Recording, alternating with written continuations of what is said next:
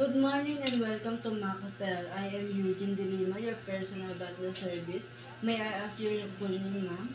My name is Angela Belsa. Okay, Ma'am Angela, may I help you with your luggage? Yes, sure. This way. Just relax for a bit, ma'am. I will get a registration form for you. I'll be right back within 5 minutes. Okay. Here's the registration form, ma'am. Please fill up and don't forget the signature at the bottom. Ma'am, I'll be right back with your key card. Here's your key card, ma'am. You've been staying in one of our presidential suite room and your room number is 2001. Shall we go to your room, ma'am? Yes. In the left side, ma'am, we have a breakfast buffet station open from 6 a.m. to 10 a.m. And also, ma'am, we have both Asian and Western cuisine open 24/7. Outdoor pool and massage spa.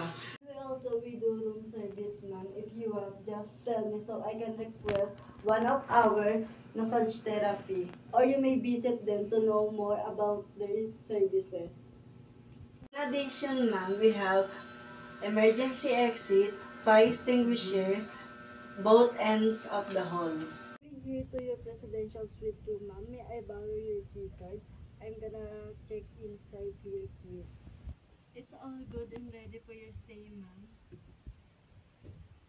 Your shower has hot and cold water. Your hair blower built-in royal jacuzzi. And all the remotes, ma'am, is over there next to the bedside of the table. Your dining area is over there, has a panoramic view. May I help you with your unpacking your luggage, ma'am? No. Enjoy your stay at Mac Hotel. Butler service. Good morning, Ma'am Belsa. I was informed that you are ready to checking out. Do you want me to help packing your luggage? Yes, sure.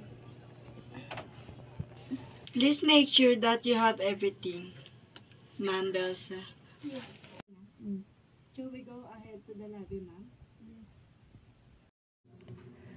You may sip for a meantime, Ma'am Belsa. I'm just gonna request your bill. Your total is 1,100 for staying one night, Ma'am Belsa.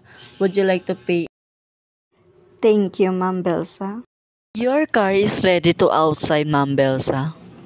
Thank you for staying at Mac Hotel and have a safe trip.